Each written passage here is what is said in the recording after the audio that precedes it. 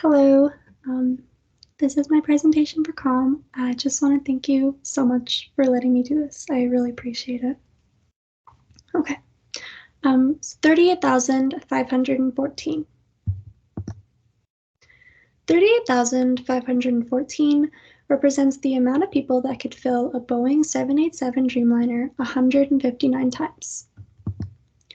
38,514 surpasses the entire population of Penticton by over 700 people. 38,514 can fill Rogers Place 2 times over for a hockey game. Now you might have a little bit of an idea where I'm going with this, but 38,514 is also the amount of people that passed away from an opioid incident in Canada between 2016 and 2022. So hello, my name is Tara Timachuk. I'm a third-year marketing student here at NAIT, pursuing my Bachelor's of Business Administration. I've done a lot of research on the Canadian opioid crisis, and today I'm going to give you a little bit of a background on the situation, along with highlighting the existing literature that surrounds the epidemic. So a quick agenda. I'm going to start off with the background, as I said. I'll then move into viewpoints, language, and then I'll finish off with a conclusion, along with my personal opinion and questions. So starting off with a background. So the opioid crisis refers to a complex and widespread public health issue characterized by the increased misuse, addiction, and overdose deaths related to opioid drugs. So some of the examples I have here are oxycodone, hydrocodone, morphine, heroin, and fentanyl. So the crisis has heavily impacted communities, healthcare systems, and economies as a whole. Some of the factors that have contributed to the start of the crisis include overprescriptions provided by pharmacies or doctors, widespread availability to users, along with increased potency and barriers to support such as health resources or counseling, things like that. So this is when I would ask the class what safer supply is, if anybody knows what it is. Hopefully I would get a few hands up. Either way, I'm going to explain it as well. So what is safer supply? There's an argument that's going on that kind of challenges the idea that you can't just take drugs away from someone who's heavily dependent on opioids. It simply doesn't work like that.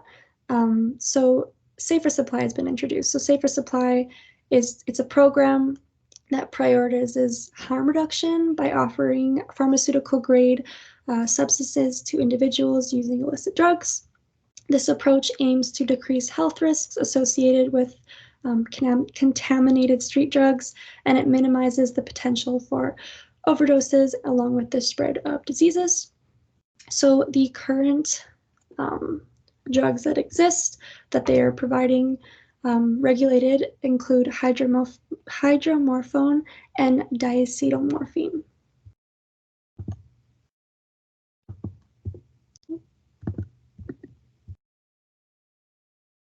Pardon, my slides are being slow. Okay, so moving on to the viewpoints. So first I have those who are urgent action advocates. These are people that recognize the urgency of the situation. Maybe they have some firsthand experience that provides them with that knowledge. I then have those who are proponents of safer supply. So these are individuals who think it's a good thing. They think it's going to help addicts in long-term recovery. I shouldn't say addicts, going to help those who are dependent on opioids for long-term recovery. I then have opposition to safer supply. So this is individuals evidently who are against the programs. They think that it is ethically, or they think it's not ethically sound. They consider resale problems, lots of things that they're not for. So I'm going to dive a little bit deeper into each of these viewpoints by providing some examples. So for urgent action advocates, I have firstly Moms Stop the Harm. So this is a group of moms who advocate for harm reduction. They advocate for policies to be put in place that is going to mitigate the effects of the pandemic. They have some firsthand experience. Sadly, lots of them have had children who've passed away from opioid overdoses. So they kind of just spend their time trying to get some change and trying to get it urgently because they understand that it is an urgent matter. I also have Andrew Tablotny in the bottom here. So he's actually the father of a young man who passed away due to an opioid incident. This story highlights the interconnected nature of the crisis because his son had schizophrenia, and it took them over 10 years to get that diagnosis. So he claimed that it was very hard for them to get the necessary resources and support for his mental illness, and this kind of tied into where his addiction started and how he ultimately passed away. I then have the proponents of safer supply. So up here I have DULF, which is the Drug Users Liberation Front. This is another advocate group that is made up of active users who are in favor of the safer supply program. A lot of them are probably part of a safer supply program and see the benefits of it. So they kind of advocate for empowerment and dignity amongst drug users. They're an evidence-based approach and public health benefits. I also have down here David Keeler. He is also a individual who has been dependent on opioids in the past. He's a part of the program as well and claims that it has helped him a lot on his path to recovery. Now, opponents of safer supply. So we have Adam Zivo. He is a writer for the National Post, and he has some strong opinions in regard to the Safer Supply Initiative programs. He's very against them. He believes there's ethical dilemmas involved. He doesn't want the potential for normalization. He acknowledges resale problems and claims that these programs stifle recovery. I also have Pierre Poilievre, who is a political figure that is openly against safer supply. He actually had made a notion to get rid of it. It didn't go through, but he does claim that if he was ever to be in power as prime minister, there would be no safer supply programs. Okay, so now for the language portion, I'm going to start off with some figurative language, then move into arguments, and then finish off with names. So starting with figurative language, I brought up Yvette Brand, who was an author for CBC. In one of her particular articles, she used a lot of imagery. I felt kind of taken aback when I read the article just because she really painted a little bit of a graphic picture, but I think it is necessary to kind of get the message across of the severity of the crisis. So she described some users as having bent spines, lesions, risk of amputation, finishes by saying the toll of drug harm is rising. She describes a man who also had been a user in the past. He's recovered now, but he still has kind of a physical toll that's been taken on his body. So she says that his past has taken a toll on his body, leaving his back bent at an impossible angle and surgery out of reach. So you're kind of left with a bit of an unsettling picture there. And then she paints a picture as well of a street in Toronto at night, and says, scan the sidewalks that border the downtown east side, and it's common to see residents with contoured spines, walkers, and wheelchairs. So it paints kind of an eerie picture, but I think she was very skillful to do that because it does but it does stick with you. It definitely stuck with me. Then I have an example of some metaphors. So this is Dr. Lamb. He is someone who kind of has some concerns about safer supply. He refers to the criminal justice system as a revolving door. There's the metaphor, because he thinks that those dependent on opioids are in a kind of cycle that's not ending, and by giving them more drugs, it's not helping their recovery in the long term. He also says that overprescribing opioids has gotten into a deadly mess. That's the metaphor. And we've convinced ourselves that prescribing more will get us out of it. There's another component to the metaphor. So now moving into metonymy, I would ask the class here if anybody remembers what metonymy is, because we did discuss it throughout the course. Hopefully some people will put their hands up and give me some participation. But I've added a quote here. from Global News that says Poilievre said if elected prime minister, he'd launch over $40 billion in lawsuits against big pharma companies to recoup healthcare costs. So again, I'd ask the class if they could find the metonymy in the sentence. Hopefully they'd get it right and they would say big pharma is the metonymy in that sentence. So some examples of big pharma components would be Pfizer, Johnson & Johnson, Endo, Purdue, and Teva. So there's definitely some familiar names on that list. Moving into deductive reasoning. Ask the class again if anyone remembers what deductive reasoning is. So I pulled an example from Karen Goodwin. She writes for The Ferret.